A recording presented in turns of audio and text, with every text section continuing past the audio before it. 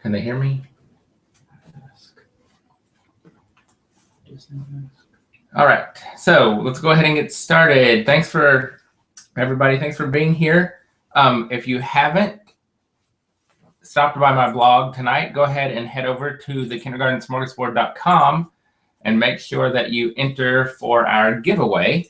We have a 1-year membership from our friends at ESGI, and we also are giving away $25 to my TPT store.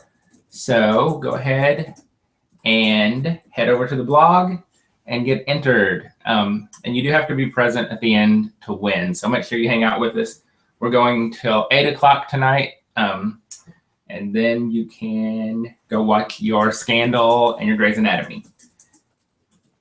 All right, so let's get started. Who has our first question tonight?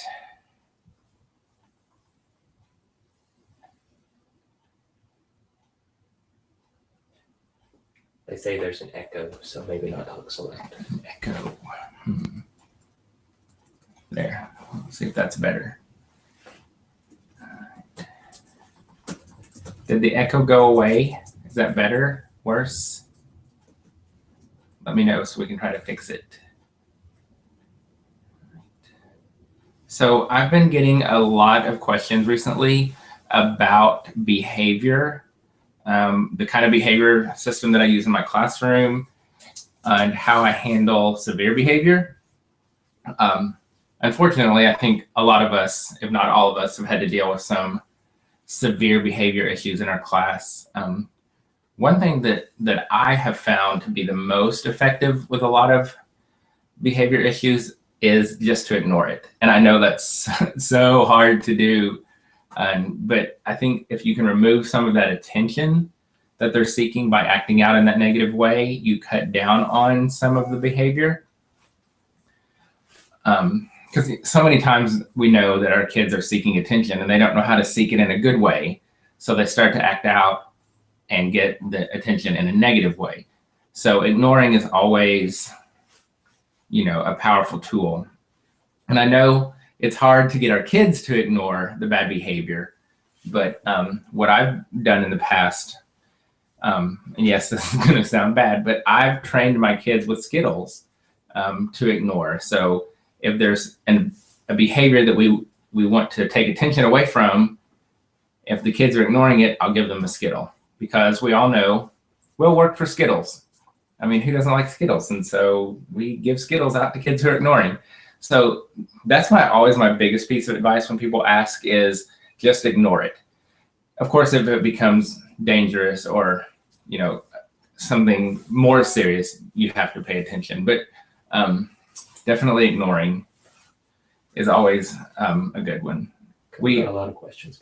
Okay. Also, I do use the clip chart in my classroom.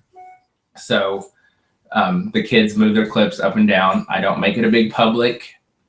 Move your clip up, move your clip down. I whisper quietly to the kids and have them move their clips up and down. At the end of the day, they color their calendar and it goes home. And I try to reward positive behavior as much as possible. All right, so Dawn Jackson, I don't believe that's the right name. I think she gave us her real name earlier. I kind of missed it, but she has a big question. Hold on, I'm finding it here. Sorry. Dawn says that he would like to talk about developmentally appropriate centers and play centers. To piggyback off of that, also wants to know, do you include them in your day? And if so, what do you include? If not, how do you balance the demands of the Common Core with what is appropriate for kinders? Woo, that is a big one. Well, I'll try not to step on any toes or be controversial. In our district, developmentally appropriate centers, dramatic play, blocks, those things are not really welcome. I wouldn't say that they're not allowed, but they're definitely discouraged. And of course, with the demands of Common Core, we have to be careful about how we use our time. I try to make my centers as fun as possible and then as engaging as possible. And I also, when I'm creating my centers, I'm really looking at the needs of my kids, of my little mustaches, so that the centers can be appropriate for them. If I were to bring in more appropriate centers, I would be a big fan of dramatic play. And I think one way to bring that in, even with Common Core, is to tie it to some writing. So you could do dramatic play and then have them write about what they did in dramatic play, or draw a picture and illustrate it. So that's one way that you could pull in the dramatic play and still have that academic piece, so that you're kind of meeting the needs and the standards. I know this is a big topic of conversation, and I wish that we had that opportunity to have those options for our students. And I know it's hard. We all want to do that, but we have to balance the Common Core. But definitely dramatic play, because it's an easy writing tie-in. And then you could also, I'm thinking about like the people who have like the housekeeping centers in their room. You could easily tie that to some math standards. So you still have that academic component, but yet they still get to go and use their imagination and play and have fun. So I hope that helps. Christina wants to know, how do you hold your students accountable for sight words? And another question that another person had was, how do you teach sight words? All right, so let me start with the second question first. So we use a routine in our class called Sight Word 60. I do have a couple of blog posts on Sight Word 60. If you go to the blog, you can see all of the details about how to do it. But it's a 5-day routine. Takes 3 to 5 minutes a day, so it's quick. But the biggest benefit of Sight Word 60 is that over the course of a week, the students are exposed to each of the sight words for that week up to 60 times, and probably even more than 60. Research says we need about 21 times to practice something to get it, to put it in our memory. So they're getting it 60 plus times in a week. Do 4 words a week. So each week they're getting 60 exposures to those 4 words. So again, you can go to the blog and look up Sight Word 60, and you'll get like the detailed steps of how it's done. Also have a ton of sight word creations. If you need some centers and some resources and materials to help you with sight words, I do have a ton of sight word creations, and you can find those on my Teachers Pay Teacher store. The first question of that was, how do we keep them accountable? We have to assess sight words for the report cards every 9 weeks, but we use ESGI as our assessment tool. And so we have our sight words programmed into ESGI. So every few weeks, I just sit down with my kids, and because it's on the computer and it's quick and easy, I can go through and assess them quickly to see how they're doing on sight words. And then with ESGI, it prints me off a whole bunch of graphs, and I can look at the graphs and see what sight words we missed the most. So I can kind of focus on those in centers and small groups.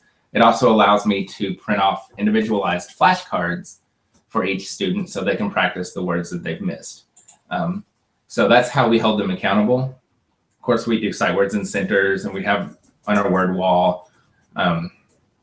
We do them in morning message. I have an apron that I wear that I can put sight word cards in, so I always wear the sight words. So we're always hitting sight words. And then even today in our math lesson, we were doing word problems, and we talked about sight words, and look, here they are in math. So ESGI makes it easy to assess and really keep the kids on track for learning all 100 sight words in kindergarten. It's a good time to remind about the ESGI giveaway. That's right. If you are just joining us, we do have 2 prizes to give away tonight. Thanks to our friends at ESGI, we're giving away a 1-year membership to their website. So it's it's a computer-based software that allows you to assess your kids. And I will tell you that it will be one of the biggest lifesavers and time savers of your teaching career. It took my report card assessments from days to 1 day. It's all computerized. You can create your own tests. You can use tests created by other people. it is the best thing for assessing that I've ever found. So we do have one of those to give away tonight. You can head over to the blog, kindergartensmorgasbord.com, and enter. And we're also giving away $25 to my TPT store tonight. So make sure to head over to the blog and enter and be here at 8 o'clock when we give away those prizes. Stephanie wants to know, how do you run your reading groups? My reading groups, I have 4 reading groups. They are, of course, differentiated and leveled. And so we use Fountas and Pinnell as our running record system. So they're assessed officially every 9 weeks for the report card. And then every couple of weeks, I'll do an informal running record. So I have an idea of where everybody is, so I can keep my groups fluid and make sure I'm pushing each of my little stashes on so we can get to be better readers. It kind of goes like this for my guided reading groups. I have and you can also find this on the blog if you just search for guided reading, but we start with a statement about the book. So this book is about, we do a picture walk. Sometimes it's a directed picture walk, like go to page 6 and find the cactus. Cactus, because I was doing guided reading plans for next week and they have to find a cactus on page 6. We do some sight words and some vocabulary, and then they read, and they're all whisper reading. I don't do choral reading or anything during guided reading. They're just reading, and I'm going around the table listening and working on decoding and comprehension as they're reading. Then at the end, we might do a little word work or a little writing. The writing is usually a sentence frame to tie into the book, and I try to pull in a couple of the sight words. And again, there's a whole lot more detail on my blog and some videos of guided reading lessons on my YouTube. Tamara asks, what is your benchmark level at the end of the year? I'm assuming, Tamara, that you mean for reading. So we use Fountas and Pinnell, and for the end of the year in kindergarten, our kids have to be reading at a level D. So that's our benchmark. Up until previous, this is our first year using Fountas and Pinnell, and we used to have our own system, but now we've switched, and so it's a level D on the Fountas and Pinnell chart. Talisha asks, how do you help a student that can't put thoughts into a coherent sentence? An example, I is go pawpaw. It's hard, and again, it goes back to some of that developmental stuff we talk about, that some kids just developmentally aren't quite there yet, and that's completely okay, and we know we meet them where they are. I do a lot of modeling, and this is why morning meeting is such a powerful time, because you can really model the speaking and complete sentences and the sharing. So what I would do for that child is I would just a lot of modeling and have them repeat the sentence back to you, so that they're getting a lot of practice in doing it correctly. And lots of questions. So when she says that, say, well, who are we talking about? Who are you going to see? Who went? And then you're able to kind of help her put those thoughts into words better. But model. That's my biggest tip when it comes to that, because I have several kids who still have some issues with sentences, and so it's just a lot of modeling. But it'll get there, I promise. Okay, Shirley has asked, what assessments do you use in your classroom? Which assessments do you feel give the best snapshot of what your students know? Oh, assessments. Aren't they our favorites? What I think give the best snapshot of what my kids know is every Friday we have to do a CFA. It's a common formative assessment. So all of kindergarten gives the same assessment to our kids. Our school has it set up on a bi-weekly schedule. So this Friday will be a literacy or reading CFA. Next Friday would be a math CFA. So every other week we switch back and forth. But what I love about those is that we're able to look across the grade level, see how everybody's doing, and kind of figure out what really is working and not working in our teaching. And I love that it's teacher created. So we're creating it, not some company making billions of dollars. And that I'm able to take those and really focus my instruction on the weaknesses in my class or with each student. And again, I'm going to mention them again, ESGI. A lot of the common formative assessments that we use in our kindergarten, we do on ESGI. So we go in and create a test to assess whatever skill or standard we're testing for that week. And then we're able to just sit down with the computer and quickly go through and assess everyone. And we do, of course, paper and pencil also, because we want the kids to have that experience. And there's some things that they need to be doing paper and pencil. But I really like the common formative assessment. I think it's the best indicator of how we're doing, not only in our class, but across the grade level, and gives us great data.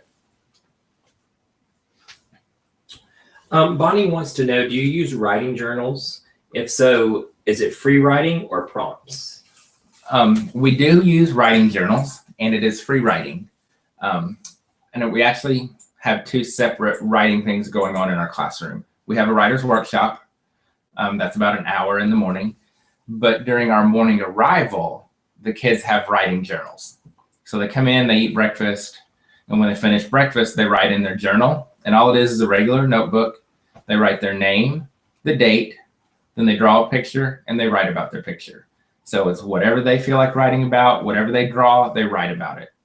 The great thing about that is it doesn't take any instruction from me, because it's the same every day. It's consistent. They can be independent and successful with it. And it allows them that time to free write and be creative. So yeah, we do use writing journals, and I highly recommend it. The kids love it. It makes our mornings go so smoothly, and it's a lot of fun to watch them over the year progress through their writing in their journals. How long do you have per reading group? I have anywhere from usually about 10 to 15 minutes, depending on the group. Probably 10 to 12 minutes is average. But I will also say this, I have 14 kids. Yes, 14. So usually later in the week, Wednesday, Thursday, Friday, I'll see kids one-on-one. I won't even pull the whole group. I'll just pull them one-on-one, and I'm still able to see every kid and read with everybody, but it's just one-on-one. So about 10 to 12 minutes for a group. 15 minutes is kind of the high end, but try to keep it 10 to 15 minutes. Here's a question that's kind of along the same lines of talking about reading. Stephanie says she's curious if you do reader's workshop, and if so, what do you do?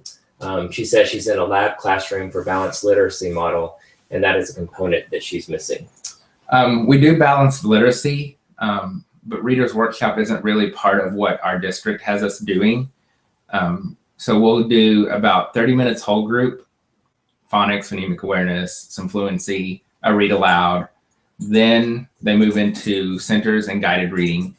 And so, and then that's the majority of our literacy instruction happens in small groups, guided reading, and one-on-one. The kids do read a lot on their own. We have Read to Self as one of our centers, and in the mornings, if they finish their journal, they can read. So my kids always are reading books that they've chosen for themselves. And I like to, as much as possible, I like to talk to them about what books they're reading and why they chose them.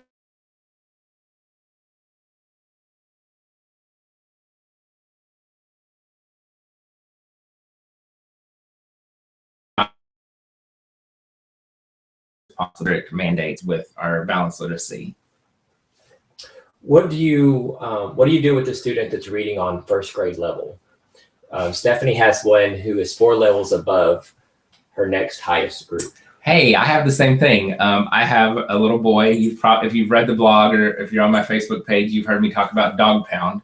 And Dog Pound is reading currently at like a J, probably a K if I had to guess. And when I say reading, I mean picks up the book, blows through it, and tells me everything that happened. So for him, I do a lot of computer stuff, computer software. I've had time trying to get him some apps that are more challenging to him to help him stay more challenged. We have a couple of kids in other kindergarten classes that are also fairly high, and so we try to pull them together and work with them as a group, just reading books at their level. Sometimes I have to pull them one-on-one, so I squeeze out a few minutes with them. I really push him on writing. So when we're writing, I really push him to do more because I know he's capable of doing more. So really reading lots of books with him. Reading A to Z is a good resource because you can pull books at any level and print off one copy. Because I know like our book room we have a lot of books and there are a lot of great books, but when it gets to Dog Pound's level, it's hard to find really good books. So I've been trying to find a lot of dinosaur books because he's fascinated with dinosaurs. So I'm really pulling dinosaur books to help him be engaged, but still meet him at the level where he is. So that's a good way to work with that little guy who's reading at such a high level, is find some books that are geared to his specific interest and work with him in those books.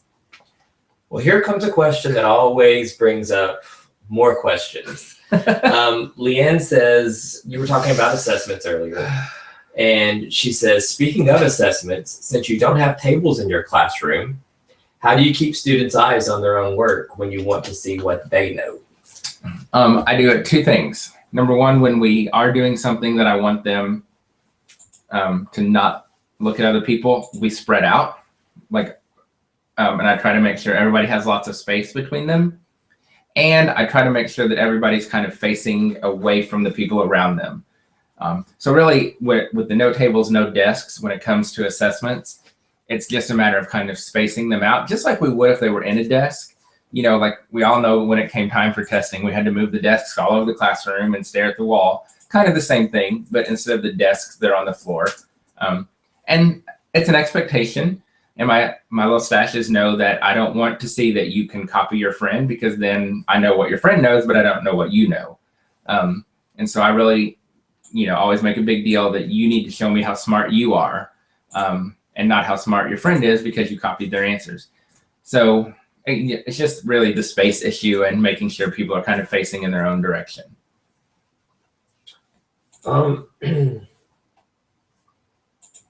Christina says that she watched your video on teaching subtraction in a small group.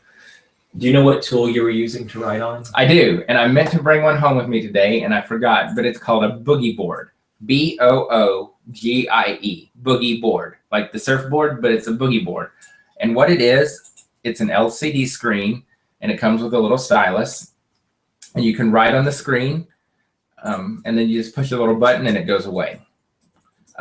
You can get them on Amazon, Costco, Sam's Club.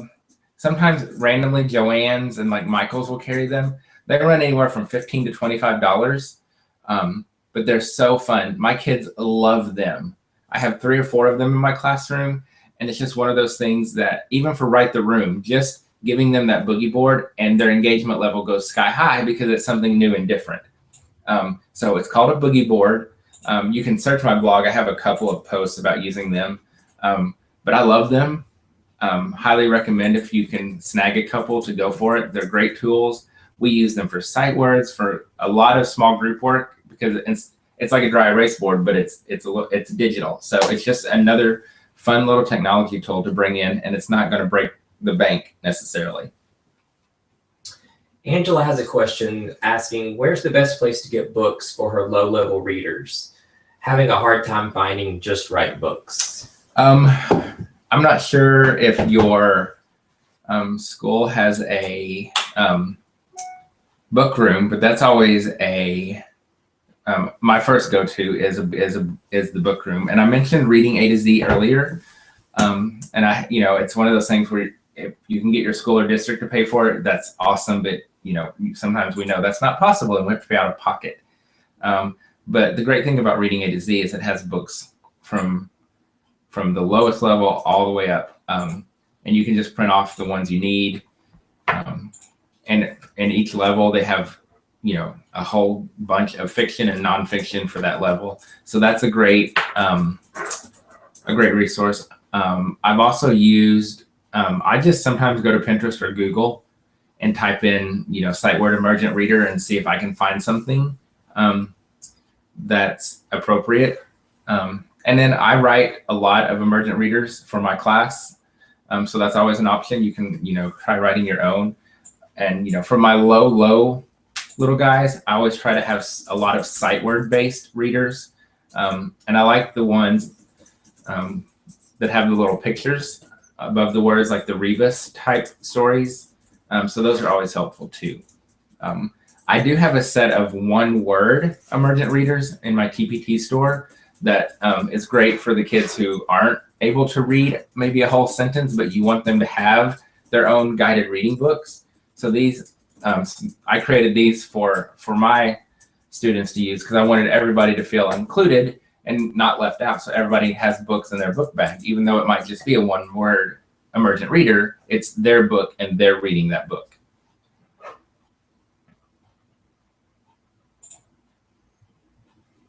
Allison wants to know if you spend time in your class teaching how to tie shoes. No.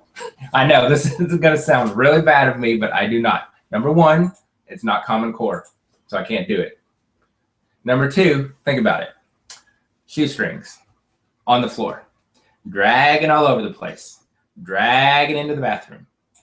And if you don't have the toilet spider, guess where your kids are going to the bathroom? On the floor. Guess what went in that floor? Shoestrings. Then you tie the shoestrings. Guess what's on your hand? I actually read an article once that talked about how shoestrings were some of the germiest places in a classroom. And you think about it, it's so true. So I tell my kids when they ask me how to tie a shoe, I say, I don't know how. Mr. Greg doesn't know how to tie shoes. Ask your friends. And then I'll encourage, parents that that's something that they need to work on. And, older siblings are a great place. So I don't tie shoes.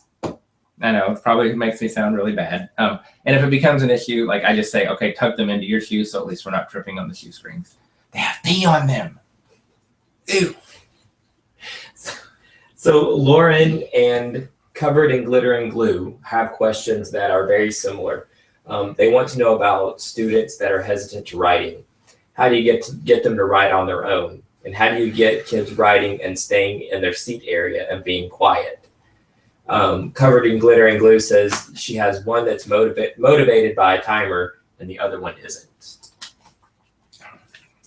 So we do writer's workshop. We have about 45 minutes for writing. And so when we started at the beginning of the year, we started with expectations. Writers need quiet so we can write and concentrate. I also play music and I turn the lights off. I have some lamps and a window, so it's not dark. But it kind of helps set the mood. And I've noticed with the lights on, they're a little more chatty and wiggly. So having the lights off helps. And I play music. It's called Rockabye Baby. It's available on iTunes. And it's also on Spotify, which I didn't know this, but it's free on Spotify. But it's Rockabye Baby. And what they do is they take music, Madonna, the Beatles, Bon Jovi, Michael Jackson, really anybody you can think of, and they turn them into lullabies. So I play that, and that helps because it's soothing. So really, it's an expectation that you stay in your seat and write until you're done. Writers need quiet. We've got the soft lighting and the music, which helps. As far as getting them to be comfortable writing, I think it's just a lot of encouragement and starting off really, really simple. So when we started Writer's Workshop, it was really about drawing a picture and labeling that picture and, celebrating every success. So if they drew a tree and wrote a T, that was huge. You're a writer. Excellent job. Way to go. Now, next time, let's try to add another label. So baby steps, celebrate every success, and it goes back to modeling. Model, model, model. When I'm doing a writing mini lesson, I model, and I literally stand at my writing paper at the writing chart, and I'm thinking and talking the whole time out loud. So it's constant talking. Well, today I'm going to write about my dog, and I have a dog, and his name is Butters, and I know Butters has wild, crazy hair. And so as I'm thinking and drawing, they're hearing what a writer would be thinking. And I do the same when I write a sentence. So I might say, my dog's name is Butters. And so I might write, my dog. And so I'm really modeling. And when I model that, I use invented spelling. So I'm not spelling everything correctly. And I let them see me mess up. And then I go back and I'm like, usually what I'll do is like a D or a B and flip those, and I go back and fix it and talk about how, we make mistakes. And if we don't make a mistake, we're not learning, and that it's okay to make mistakes. And I try to nurture that sense of risk taking, and lots of encouragement, and lots of modeling. And one-on-one time helps. I have a couple of kids who still need a lot of one-on-one time when it comes to writing. So when we start Writer's Workshop, they come to my table and I work with them a little bit one-on-one to kind of get them started and then let them go on their own. So when you're doing writing, do you walk around during writing, or do you pull out a group of students during Writer's Workshop? So Writer's Workshop, I do a quick mini lesson, about 10, 15 minutes, depending on the topic of the mini lesson. And then we talk about what we're going to write that day. So we quickly go around and let everybody kind of share out what they're thinking about their writing. So I may be writing about my dog, and then they go off to work on their writing. And once they get settled, I walk around, and then again, I'll talk to everybody just briefly. Hey, what are you writing about today? Oh, you're writing about your family. What are you going to draw? Just to kind of get a sense of where everybody is. And someone recently gave me a very good tip that I hadn't thought of, but it's brilliant, is to carry around a little notebook, and you can kind of jot down what everybody says, so that when they do come to your table, or when they come to you to work on their writing, you have an idea of what they said they were going to write about. And then I let them write. I try to set at my desk, or I don't have a desk, at my table, and let them write. When they're finished, they put their writing on my table and they go back to their literacy centers. And then I start pulling kids who haven't finished their writing and working with them a little bit one-on-one. So they write independently until they feel like they're finished, and then I will work with them on their writing. And that's when we work on some strategies for being a better writer. So I don't really work with them while they're writing. I let them write, and then I work with them when they're finished. Staying on the topic of writing, Megan and Beth have both asked similar questions, wanting to know, do you use handwriting lines with your students, or just lines? Just lines. We have handwriting lines on our calendar, which we do on the smartboard every day. And it's crazy how much that middle dotted line kind of throws some of them. So when we're doing writing, and like we even use the notebooks for morning journals, I just like the lines. It's just easier for them. It's a little more developmentally appropriate, and that it's not as cluttered visually for them, so they're not as thrown off by that middle dotted line. So I'm a big fan of just lines. A reminder, there's only 10 minutes left to enter for the drawing. Oh yeah, so head over to the blog. At 7:45, the giveaway will close, and we'll draw winners at 8 o'clock. You can win 1 year to ESGI or $25 to my Teachers Pay Teachers store. So make sure you head over and enter, and make sure you're here at 8 o'clock when we choose winners. If you have any questions about that, please send a message in the chat, and I will be sure to direct you on exactly what you need to do to get entered. Back to questions. What do you do if you have a student that avoids work? I have a student that always needs to go to the bathroom at the beginning of writing. Me too. Every time. And it's not just writing. Like, he's all about singing, and we're dancing, and we're doing stuff. And the minute it comes time to work, I got to go to the bathroom. And I'm to the point where I'm like, no, you don't. Sorry. And I've talked to him about it. I've said, look, I figured this out. When it comes time for you to do some work, you have to go to the bathroom. I'm on to you. So what I do is I try to make him work for a few minutes and then let him go to the bathroom, so that he's not avoiding the work. So he's kind of learned that, I've got to go do my work for a little bit, then I can go. And a lot of times, once he started on that work, he doesn't ever come back and say, I need to go. Now, of course, if he's doing the pee-pee dance, I'm like, go. Because we know our kids, and we know when they're really going to go.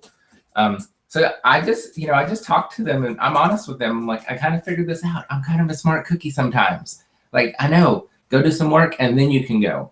And that's really helped with him. And even if it's just 2 to 3 minutes of him working, then he can go. I've eliminated a little bit of that avoidance, because now he knows, gotta get the work done, and then I can go. So give that a shot. Kimberly wants to know what your schedule looks like. Do your kids have free choice centers? Hi, Kimberly. We have an extended day. If you want to see my minute by minute schedule, you can go over to the blog and search for it. We don't have free choice centers, but the way our centers are run in my classroom, they have a lot of choice built into them. So they might have to go to the library or to their reading tub, but within those, there are tons of choices. So they have 2 places to go, but within those centers, they have a lot of choices.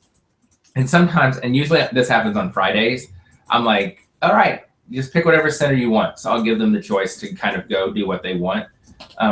But lots of choices built in. I think that's huge. I think it gives the kids the buy-in and the engagement and cuts down on a lot of behavior issues because they have that power to choose what they want to work on. So not only have free choice, but they have a lot of choices built into what we're doing.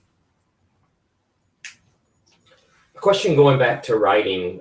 Lee wants to know if you've ever used magic lines for writing to help students learn to space words and also help them to remember what they want to write. I have not. I've never even heard of this. Magic lines. I'll have to look that up. What I do have them do to work on spaces between words is a finger space.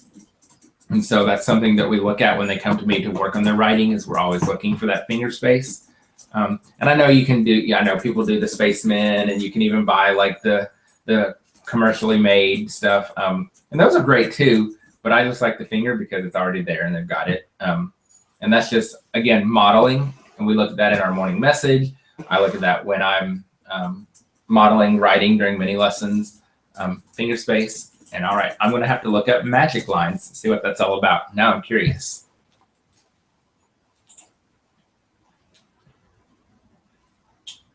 So people are asking again about how to enter. Can you explain one more time before we're out of time here, how to enter? So if you want to enter to win the 1 year for ESGI or $25 to my TPT store, head over to the blog, thekindergartensmorgasbord.com. There's when the page pulls up, click on the link at the top. It'll say Kindergarten Smorgasbord live giveaway. It's the first post on the top. So just click on that on the title and it'll pull up a page and there'll be a little raffle copter. And all you have to do is enter, and make sure you enter your email address so we can get you your stuff. And that's it. You don't have to do anything else. I didn't ask you to follow anything. You just go and enter. And you have about 5 minutes left to enter. And then we'll draw winners at 8 o'clock. So make sure you're here at 8 o'clock to know if you're the winner. Sandy wants to know if you could take a picture of your morning meeting messages sometime to show us what the children write and what you write. Yes. Actually, someone had asked me that to do a video of that last week. So I have a couple of videos that I've made of what it looks like when the kids are writing. So I'll get that posted to the blog maybe tomorrow or maybe next week. But I write the message part, kind of like what the plan for the day is. They're writing the greeting at the top and the closing. So you can search morning messages on my blog and you can see some examples of our morning messages. And I have a couple of morning message creations that I've done because this is something people ask me about a lot, and people wanted my morning message templates that they could use. So I created my morning messages for kindergarten. They're set 1 and set 2, or you can buy the bundle. And what it is it shows you what the kids write. It has a space for your message for the day, and then at the bottom, it has math and literacy little activities to include so that you're covering some academics. And each one of those is like over 200 pages of morning messages. So you're getting about, if you buy the bundle or if you get both of them, you have about 400 different ideas for morning messages. So that's something you can check out. But I will be posting a video of a detailed video of what the kids are writing during the morning message. So I'll get that up. I'll schedule that for Monday. How's that? Back to centers real quick. We have a couple of people who have a follow-up question. How do you make sure that your students are staying on task while they're at the centers that you were talking about? Number one, it's an expectation. We know that if Mr. Gregg has to call on us twice, because we're not working, what we do in reading centers is they have to put their center up. They get a piece of paper and a pencil, no pens, because we have fun colored pens, no smelly markers. You get a piece of paper and a pencil, and you sit in front of the word wall and you write sight words. And so they're still learning. It's still academic, but we've taken away all the fun and the choices. So now they want to go back and work in their centers. So that's, and in math, instead of sight words, they're writing to 100. Again, piece of paper and a pencil isn't no fun. So that helps. I try to walk around quickly during like the transition from guided reading groups. So when one group is grabbing their stuff and coming to my table, I'll hop up and move around. And, you know, just a lot of watching from my table and setting those expectations. And even we're 101 days into the school year. And before they head off to centers, we always say, what do you have to do at centers? What am I expecting to see? And they always know that it's work. So I have that built-in piece that if you're not working and it happens twice, then you have to go sit down and do something that's not fun. And that has helped tremendously.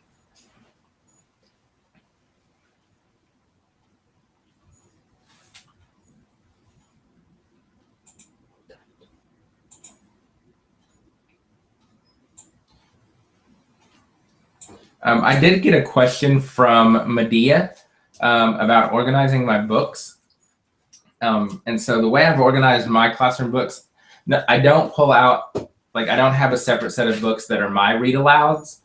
They're all just in the classroom library. The way I've organized my library is that every box is numbered. Like from now it's like 1 to, I think I'm up to like 45 boxes.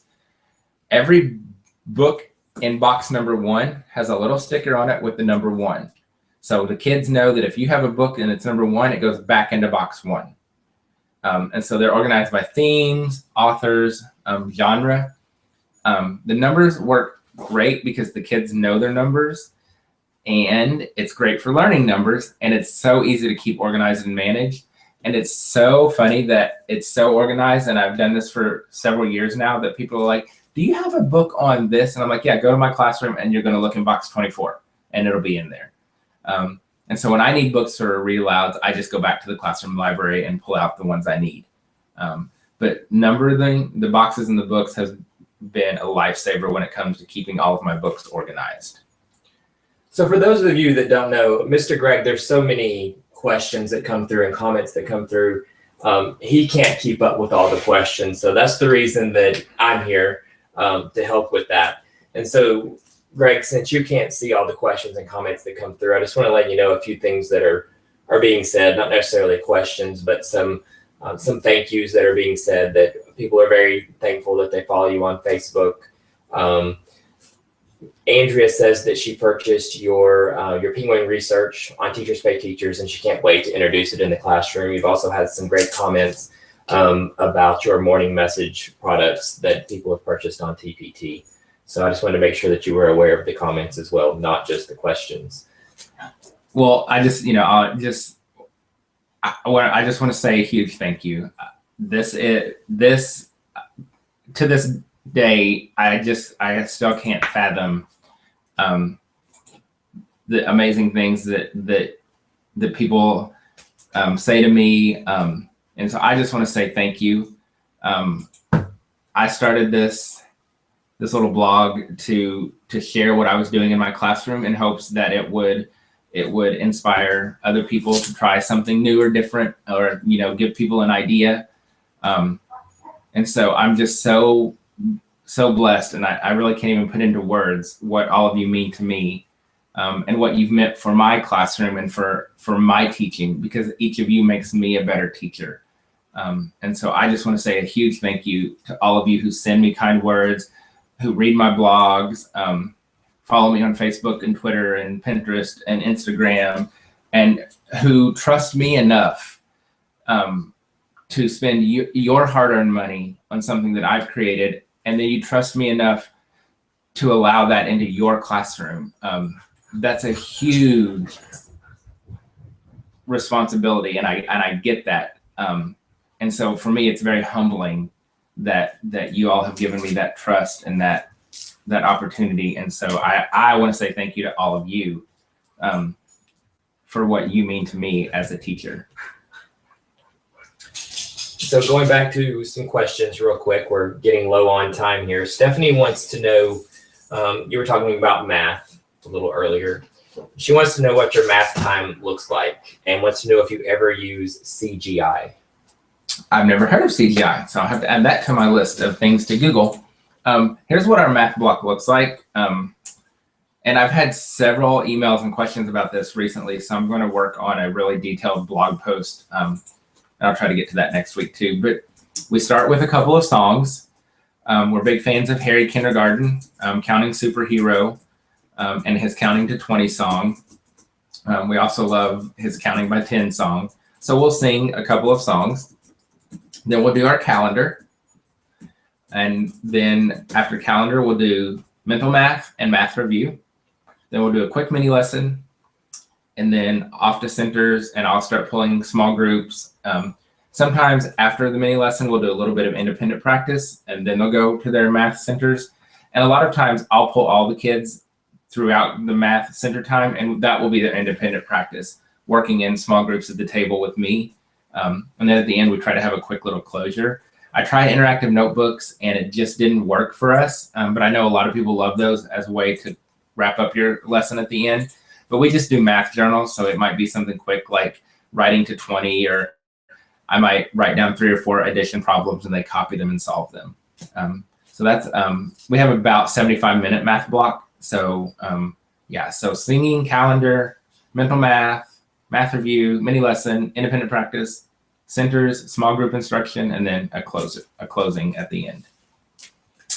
Taylor wants to know what QR code activities your kids are working on now. QR codes. We love QR codes. And now that we have iPads for half of the kids, QR codes are even more fun.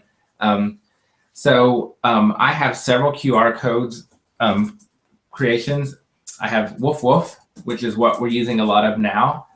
And Woof Woof kind of covers up to the skills and up from the beginning of the year to about now, and maybe even into February and March, depending on how your class is doing and when you started school. And then I have Strike bowling QR codes, which kind of go to the end of the year. And then I have, so those are what we're working on now. I have several kids still working on letters and sounds. So we use my letter detective QR codes to work on those. And I have a couple of free QR codes on my blog for CVC words and subtraction. So I have those out too. So really, we are pretty much anything that we've worked on or are working on in our class right now, I have a QR code resource available for the kids to use. They're easy to differentiate, it's great for review, and it's super fun and super cool, so they're really engaged. So I have several of those if you want to check those out. So going back to the topic of no tables in the classroom. My number one question asked of anywhere I go. I was in Texas the past couple of days working with 4th and 5th grade teachers.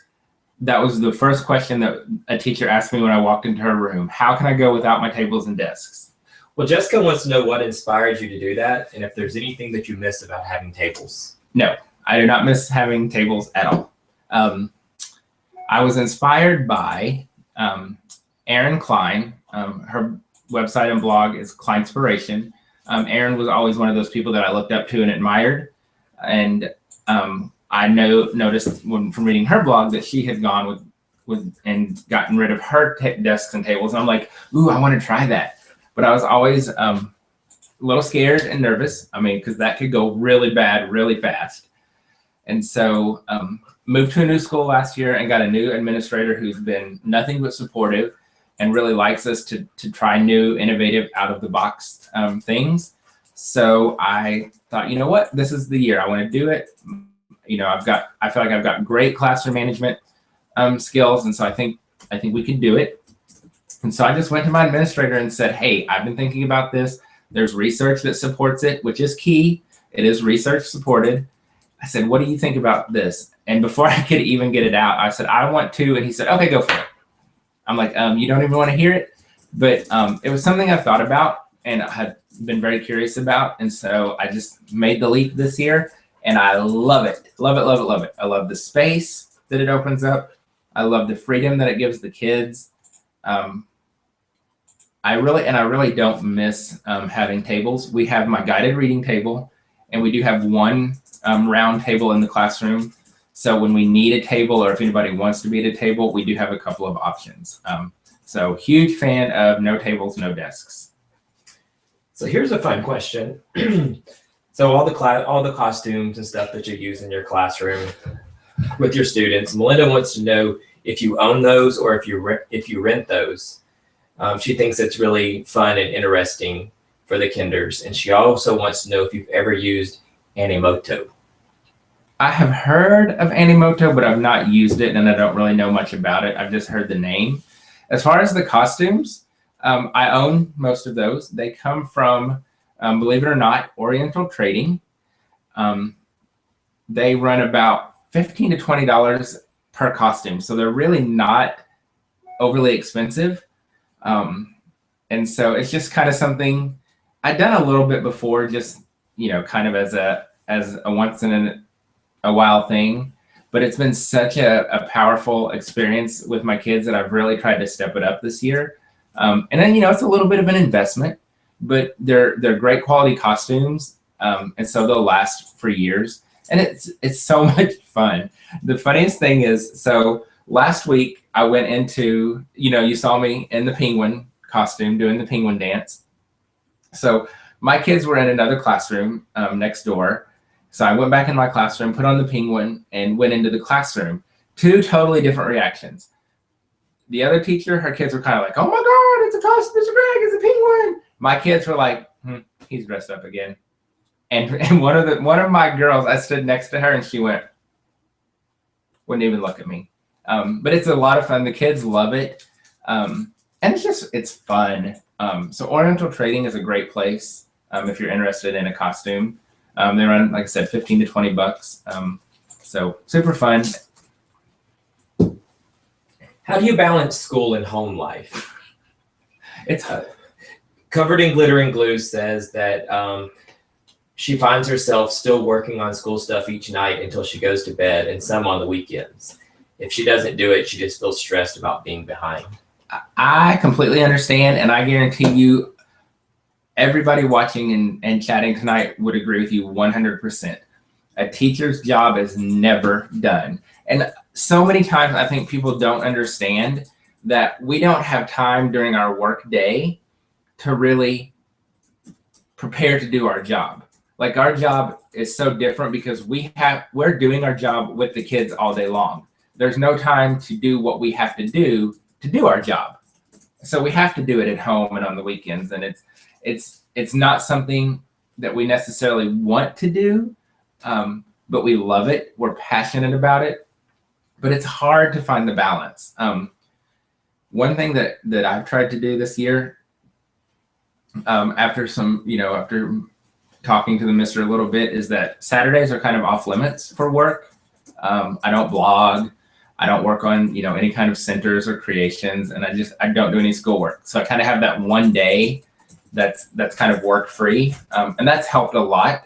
And then, Sundays are kind of dedicated to planning and getting stuff ready for the week. Here's a tip that has been a big stress reliever for me the past few weeks.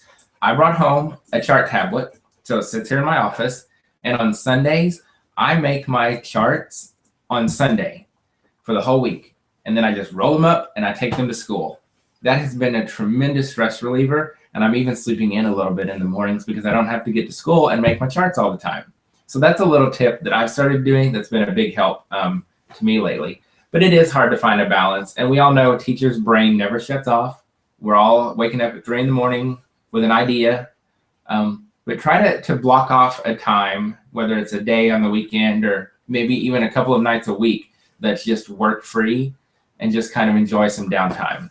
We need to rest. We need to step away from it sometimes because that time away will help us be even better. And I know it's hard. I completely understand.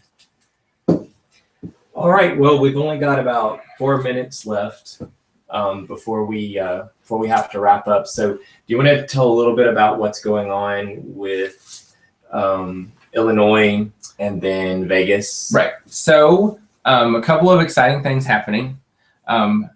March 6th and 7th, we will be in Schaumburg, Illinois at the Illinois ASCD, what he said, kindergarten conference. I'm not presenting this year, but it looks like I will definitely be presenting hopefully next year. But we will have a booth at the conference in March in Illinois. We'll have a bunch of freebies. I'll have create my creations on CD for sale. I'll be there hanging out. The mister will be there hanging out. So you can. I'm going to do something I never do. I'm going to go on camera and I'm going to show you the t-shirts that we'll have with us as well, in case you're interested in a t-shirt. So we'll have t-shirts. And then we'll have a couple of other fun things going on. We have a really, really big surprise coming. Like, this is epic. Like, seriously, like, y'all, it's big. But so March 6th and 7th will be in Illinois, in the exhibit hall. Come hang out with us, chat us up, get some freebies.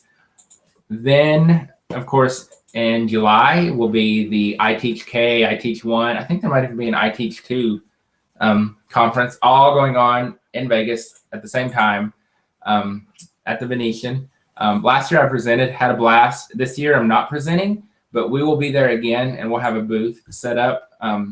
So hopefully if you're in Illinois or close by, you'll swing in and say hi to us. And definitely, if you've never been to Vegas and you can make it happen, make it happen. That was one of the most exciting, inspiring weeks as a teacher that I've ever had. So hopefully we'll see you in Illinois or Vegas, or who knows, if you want me to come to your school, maybe we can make that happen too. One other quick thing, we're getting ready to do the giveaway for ESGI and for the Teachers Pay Teachers gift certificate. Greg, can you talk just a little bit, really quick, brief synopsis of ESGI, what it's done for you, just for those people that may still be here and may not know that much about it, just really quick. All right, so ESGI, really quick, is a huge stress reliever and time saver. It's online assessments. You can create your own assessments, or you can use assessments that are already created. There are assessments for every Common Core standard. So really, you don't even have to create your own. You can use what's there. You bring your child over, you bring your student over, you sit them down. It's all in the computer. You click, click, click, click, click, and you're done. It takes so little time. It's so easy. All of your data is right there. You can print off all kinds of reports. You can print off individualized flashcards to send home, as well as letters telling parents that, hey, we did this test. This is what they got right. This is what they missed. It's phenomenal. I think it's $199 for a 1-year subscription. You can sign up for a 60-day free trial. If you want to go ahead and sign up and pay for the 1 year, you can go to my blog, and on the resources page, you click on ESGI, and that will give you a $40 discount. So if you're ready for it and you're ready to jump in, go ahead and do it through my blog, and it'll save you $40. Be sure to use the promo code B2442. I'll type that out in the chat as well, but just to be sure that you use that promo code so that you get your $40 off. Again, that's B2442. So B2442 is the promo code that will save you $40. You can also sign up for a 60-day free trial to see how you like it. And if you do sign up for the free trial, and you decide at the end of that trial to go ahead and get the 1-year premium membership, you don't lose anything. All of your data and all of your tests and everything are still there. So you're not going to lose anything if you sign up at the end of the 60 days. Highly recommend it. It's been a huge game changer for me as far as assessments and report cards and stress, and it just saves a tremendous amount of time. So ESGI, you can go to my blog and click on the resources tab, click on ESGI, and you can sign up for your 60-day free trial. Or if you want to go ahead and sign up and pay, you can save yourself $40. All right. So let's draw some winners. So The winner for ESGI is Heather. Heather, your email is recipe for teaching. I won't give out the rest of it. Heather, recipe for teaching. If you're still here, say something to Jason in the chat really quickly so we'll know you're here, and shoot me an email at gregsmedley@gmail.com. Heather, recipe for teaching. If you're here, let us know really quickly. All right. So Heather, congratulations. Congratulations. You won 1 year at free ESGI membership. All right. And now let's give away $25 to my TPT store. All right. And that winner is Stephanie Cartner Derrick. Stephanie, your email is sderrick80. So Stephanie, if you're here, say hi to Jason in the chat. Let him know who you are. And Stephanie, send me an email, gregsmedley@gmail.com. And congratulations, you won $25 to my TPT store. So thank you again, everybody, for joining us tonight. I know it's Scandal and Grey's Anatomy and How to Get Away with Murder. So I know it takes a lot to come hang out with me for an hour, but thank you so much for being here. I hope that I gave you some ideas and some helpful tips and advice. We will do this again next month. Not sure when, but as soon as we have it figured out, we'll let you know. As always, if you need anything at all, if I can ever help you, email me, message me on Facebook or Twitter or Instagram, because at the end of the day, we are all in this together, and we can't do what we do without helping each other.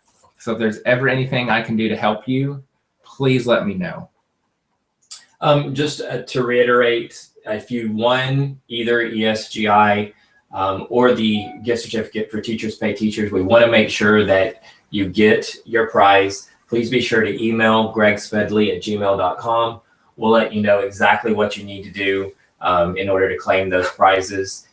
Very simple. So just be sure to email us. I wrote your email address down and your names, so we'll be waiting for your email. All right. So once again, Heather, your email is recipe for teaching. You won 1 year to ESGI. And Stephanie Cartner Derrick, sderrick80 is your email. You won $25 to my Teachers Pay Teachers store. Thank you. Have a great night. Tomorrow's Friday. GIF. So I don't know about you, but tomorrow is Mad Science and Foodie Fun Friday for us. So it'll be an exciting day. Thank you. And if you need anything, just holler. Thank you. Have a great night.